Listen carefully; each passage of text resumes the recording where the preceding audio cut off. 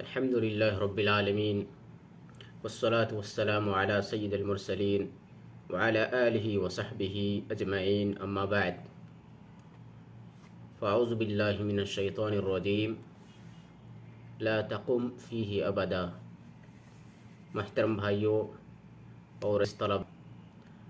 پچھلے ہفتے ہم نے کتاب التوحید کا جو باب پڑھا تھا اس کا تعلق غیر اللہ کے لیے جانور ذبح کرنے کے مسئلے سے تھا۔ ہم نے یہ پڑھا تھا کہ غیر اللہ کے نام پر جانور ذبح کرنا، کسی مخلوق کے نام پر جانور قربان کرنا، یہ شرک اکبر ہے اور انسان کو یہ فعل ملت اسلامیہ سے خارج کر دیتا ہے۔ آج کا جو باب ہم پڑھنے جا رہے ہیں اس کا تعلق اللہ رب العالمین کے لیے جانور ذبح کرنے سے ہے، لیکن وہ ذبح ایسی جگہ پہ ہو رہا ہو جہاں بتوں کے نام پر، کسی مخلوق کے نام پر، جنوں کے نام پر جانور ذبح کیے جاتے ہیں۔ تو اس کا کیا حکم ہے؟ ذبح کرنے کا عمل اللہ رب العالمین کے لیے ہو، اس کا تقرب حاصل کرنے کے لیے ہو اور اس کی رضا جوئی کے لیے ہو، لیکن یہ عمل ایسی جگہ پہ انجام پاتا ہو جہاں غیر اللہ کے نام پر جانور ذبح کیے جاتے ہوں، تو اس کا کیا حکم ہے؟ مؤلف رحمۃ اللہ علیہ نے اس باب کے تحت ایک آیت ذکر کی ہے اور ایک حدیث ذکر کی ہے۔ اس مسئلے کا حکم یہ ہے کہ یہ شرک اصغر ہے۔ یہ عمل چونکہ اللہ رب العالمین کے لیے کیا جاتا ہے، یعنی جانور اللہ رب العالمین کے لیے اس کے تقرب کے حصول کے لیے ذبح کیا جاتا ہے، اس لیے شرک اکبر یہ نہیں ہے۔ لیکن ایسی جگہوں پہ یہ جانور ذبح کیا جا رہا ہے جہاں بتوں کے نام پر جانور ذبح کیے جاتے ہیں، اس لیے یہ شرک اصغر ہے۔ اور ہم نے اس سے پہلے شرک اصغر کی تعریف میں یہ بیان کیا تھا کہ ہر وہ ممنوع چیز، ہر وہ حرام کردہ چیز جو شرک اکبر کا سبب بنے اسے شرک اصغر کہا جاتا ہے۔ ہر وہ حرام کردہ چیز، شریعت نے جس چیز کو حرام کیا ہو اور وہ چیز شرک اکبر کا سبب بنے تو وہ شرک اصغر کہلاتا ہے۔ تو یہاں پہ غیر اللہ کے نام پر جن جگہوں پہ جانور ذبح کیے جاتے ہیں وہاں اگر اللہ کے نام پر بھی جانور ذبح کیے جائیں تو یہ دھیرے دھیرے شیطان کے بہکاوے اور وسوسے سے شرک اکبر کے درجے تک پہنچ جاتا ہے اور انسان کے دل میں یہ بات آ جاتی ہے کہ یہ جگہ مبارک ہے یا اس جگہ کا فائدہ ہے، اور دھیرے دھیرے ایسے ہو کے یہ عمل شرک اصغر تک پہنچ جاتا ہے اور غیر اللہ کے نام پر ہی جانور ذبح ہونے لگتا ہے، اس لیے یہ شرک اصغر ہے۔ مؤلف رحمۃ اللہ علیہ نے کہا باب لا يذبح للہ بمکان یذبح فیہ لغیر اللہ۔ لا يذبح للہ، اللہ کے لیے ذبح نہیں کیا جاتا ہے، اللہ کے لیے کوئی جانور ذبح نہیں کیا جاتا ہے ایسی جگہوں پہ یا کسی ایسی جگہ میں جہاں غیر اللہ کے لیے، اللہ کے علاوہ کسی مخلوق کے لیے کوئی جانور ذبح کیا جاتا ہو۔ لا یذبح یہ فعل مضارع ہے اور مجہول کا صیغہ ہے۔ لا یذبح، اللہ کے لیے بھی کوئی جانور اس جگہ ذبح نہیں کیا جاتا ہے جہاں غیر اللہ کے لیے جانور ذبح کیے جاتے ہوں۔ لا یذبح اس کو ہم اگر مضارع مانتے ہیں تو یہ ترجمہ ہوگا، اور دوسرا احتمال یہ ہے کہ لا یذبح اس کو پڑھا جائے یعنی نہیں پڑھا جائے۔ لا یذبح للہ، اللہ کے لیے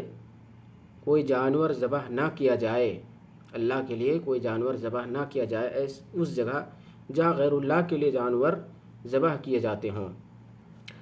دونوں کا احتمال ہے، یعنی اس کو صیغہ امر کا نہیں کا صیغہ بھی مان سکتے ہیں اور فعل مضارع مان کر بھی اس کو لا یذبح پڑھا جا سکتا ہے۔ آگے مؤلف رحمۃ اللہ علیہ کہتے ہیں وقول اللہ تعالی لا تقم فیہ ابدا، اللہ رب العالمین کا فرمان ہے لا تقم فیہ ابدا، اس میں آپ ہرگز یا کبھی بھی کھڑے نہ ہوں۔ فیہ میں جو ضمیر ہے وہ مسجد ضرار کی طرف لوٹ رہی ہے۔ مدینے میں مسجد قباء کے پاس منافقین نے ایک مسجد تعمیر کی تھی، اور اس مسجد کا یا اس کی تعمیر کا مقصد یہ تھا کہ مسلمانوں کے اندر تفرقہ پیدا کیا جائے، مسلمانوں کو بھٹکایا جائے اور دشمنان اسلام کو اس مسجد میں پناہ دی جائے۔ پوری آیت یوں ہے والذین اتخذوا مسجدا ضرارا وکفرا وتفریقا بین المؤمنین وارصادا لمن حارب اللہ ورسولہ من قبل ولیحلفن ان اردنا الا الحسنى واللہ یشہد انہم لکاذبون لا تقم فیہ ابدا لمسجد اسس علی التقوى من اول یوم احق ان تقوم فیہ رجال یحبون ان یتطہروا واللہ یحب المطہرین، سورۃ التوبہ آیت نمبر 107 اور 8۔ والذین اتخذوا، وہ لوگ جنہوں نے مسجداً ایک مسجد بنائی، ضراراً نقصان پہنچانے کے لیے، مسلمانوں کو نقصان پہنچانے کے لیے، ان کے دین اور عقیدے کو نقصان پہنچانے کے لیے، وکفراً اور کفر کرتے ہوئے یا کفر کو پھیلاتے ہوئے یا کفر کا اعتقاد رکھتے ہوئے، وتفریقا بین المؤمنین اور مومنوں کے درمیان تفرقہ ڈالنے کے لیے، ان کی جمعیت اور ان کے اتحاد کو پارا پارا کرنے کے لیے، وارصادا لمن حارب اللہ ورسولہ من قبل، اور پہلے سے جو اللہ اور اس کے رسول صلی اللہ علیہ وسلم کے ساتھ جنگ کرتے آ رہے ہیں ان کو پناہ دینے کے لیے، ان کی مدد اور ان کی نصرت کرنے کے لیے۔ تو اس مسجد کے بنانے کے یہ 4 مقاصد اللہ رب العالمین نے بیان فرمایا کہ منافقین نے یہ مسجد ان 4 مقاصد کے تحت تعمیر کی تھی۔ ضراراً، مسلمانوں کو اور ان کے عقائد و ایمان کو نقصان پہنچانے کے لیے، وکفراً اور کفر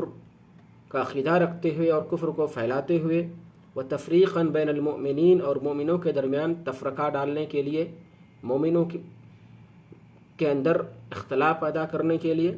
وارصادا لمن حارب اللہ ورسولہ من قبل، اور اللہ اور اس کے رسول کے ساتھ جو لوگ جنگ کر رہے تھے، مشرکین مکہ یا دیگر کفار، ان سب کو یہاں پناہ دینے کے لیے۔ تو یہ 4 مقاصد تھے اس مسجد ضرار کے، خبیث مقاصد۔ ان خبیث مقاصد کے لیے اس مسجد کی تعمیر ہوئی تھی۔ وَلَيَحْلِفُنَّ إِنْ أَرَدْنَا إِلَّا الْحُسْنَى، وَلَيَحْلِفُنَّ، اور یہ منافقین ضرور قسمیں کھا کر کہیں گے کہ ہمارا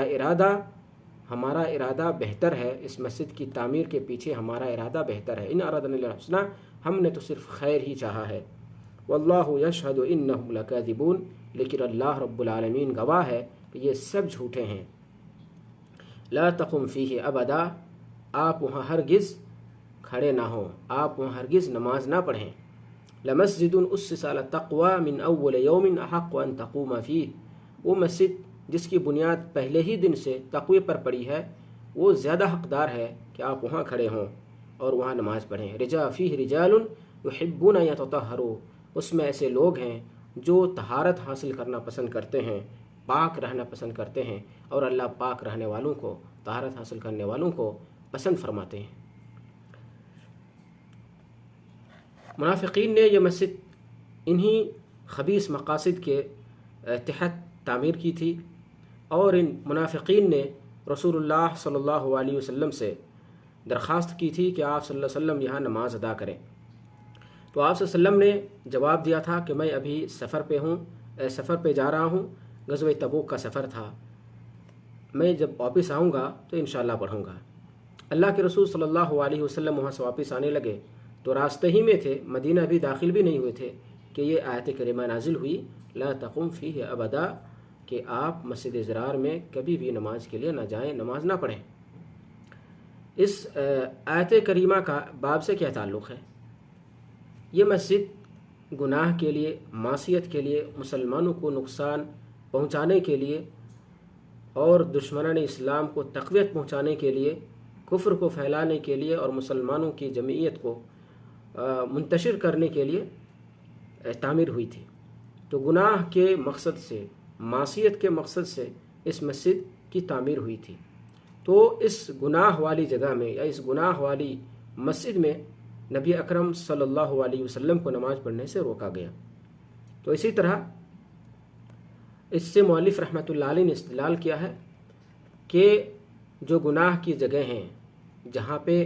غیر اللہ کے نام پر جانور ذبح کیے جاتے ہوں، تو وہاں بھی اس گناہ کی جگہ میں بھی اللہ کے لیے بھی کوئی جانور ذبح نہیں کیا جائے گا۔ رسول اللہ صلی اللہ علیہ وسلم اگر اس مسجد میں جاتے اور نماز ادا کرتے، اور آپ کے ساتھ جو صحابہ کرام تھے وہ جاتے اور نماز ادا کرتے، یقیناً وہ اللہ رب العالمین کے لیے ہی نماز پڑھتے، اللہ کی رضا اور اس کی خوشنودی کے لیے ہی نماز پڑھتے۔ لیکن اس کے باوجود بھی اللہ رب العالمین نے ان لوگوں کو، آپ صلی اللہ علیہ وسلم کو اور آپ کے ساتھیوں کو اس مسجد میں نماز پڑھنے سے روک دیا۔ کیوں؟ اس لیے کہ منافقین بھی نماز پڑھا کرتے تھے، مسلمان بھی نماز پڑھا کرتے تھے، اور دونوں کی نماز میں کوئی فرق نہیں تھا، کیونکہ منافقین دل میں تو ایمان نہیں تھا، کفر تھا، اللہ اور اس کے رسول پر ایمان نہیں رکھتے تھے، ان کا عقیدہ اللہ کی وحدانیت کا نہیں تھا یا رسول اللہ صلی اللہ علیہ وسلم کی رسالت کا نہیں تھا، لیکن ظاہری طور پر مسلمانوں جیسا عمل کیا کرتے تھے۔ تو ان کی نماز اور مسلمانوں کی نماز ایک جیسی تھی۔ اگر آپ صلی اللہ علیہ وسلم اور صحابہ کرام وہاں جا کر نماز ادا کرتے تو لوگ سمجھتے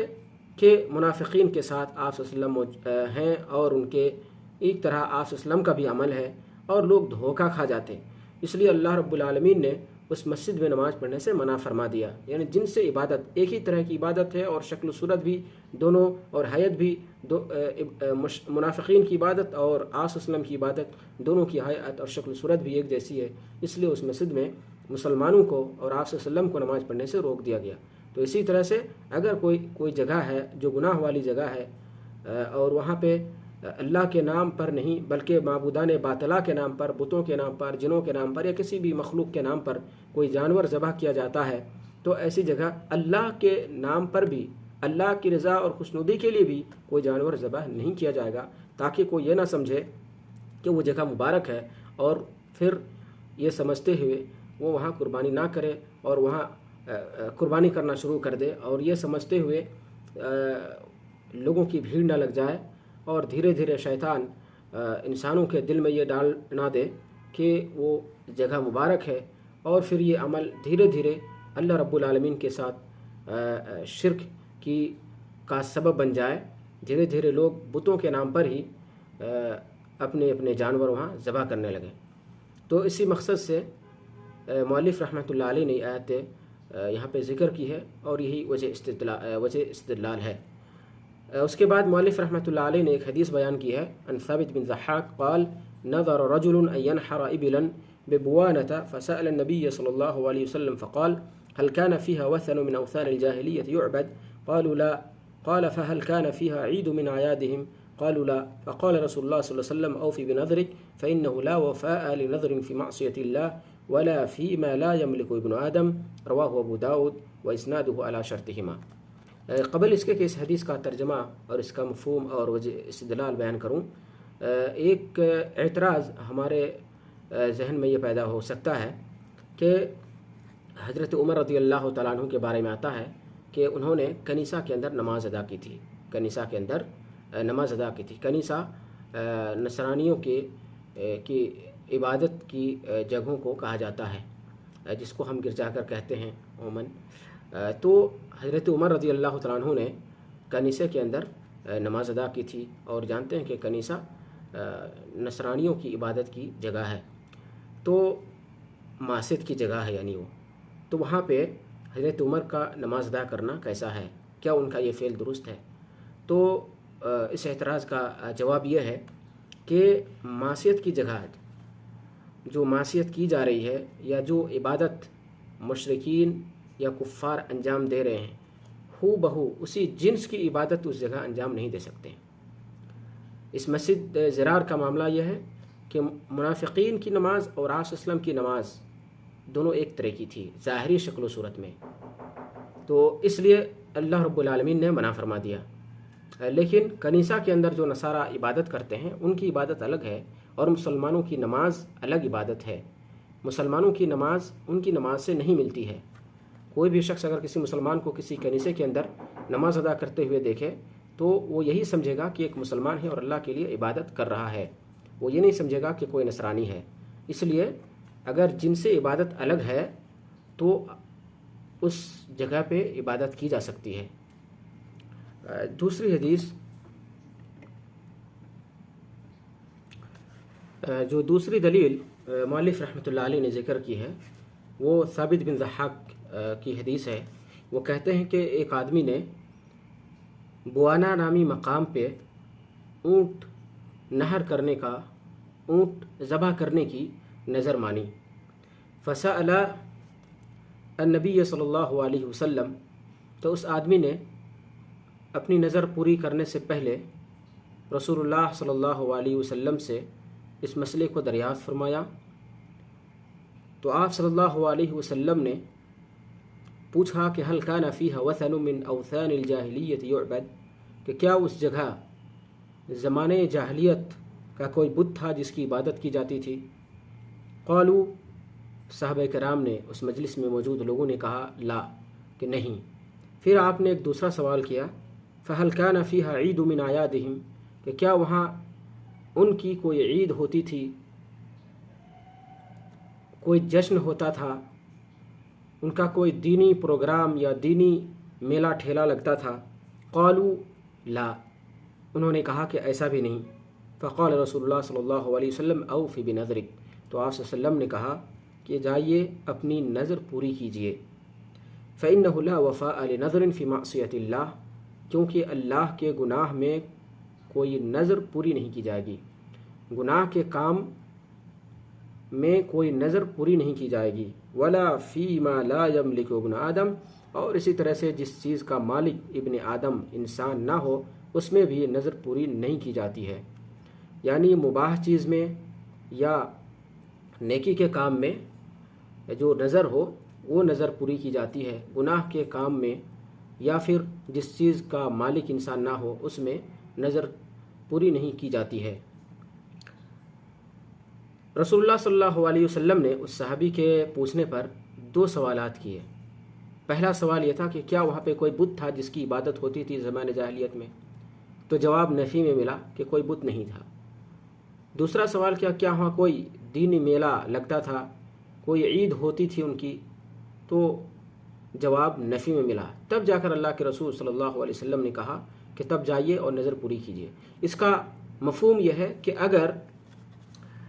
وہاں پہ کوئی بت ہوتا جس کی زمانے جاہلیت میں عبادت کی جاتی رہی ہو، یا کوئی دینی جشن ان کا ہوتا رہا ہو، یا کوئی عید ہوتی رہی ہو، تو اللہ کے رسول صلی اللہ علیہ وسلم اس کی اجازت نہیں دیتے، اس جگہ نظر پوری کرنے کی اجازت نہیں دیتے۔ ان دونوں سوال کا جواب جب نفی میں ملا تب اللہ کے رسول صلی اللہ علیہ وسلم نے اس جگہ پہ جا کر نظر پوری کرنے کی اجازت دی۔ اس کا مفہوم یہ ہے کہ اگر جواب ہاں میں ہوتا، وہاں پہ کوئی بت ہوتا یا کوئی میلہ ٹھیلا لگتا، تو اللہ کے رسول وہاں پہ ایفائے نظر کی اجازت نہیں دیتے، نظر پوری کرنے کی اس جگہ اجازت نہیں دیتے۔ فإنہ لا وفاء لنذر فی معصیۃ اللہ،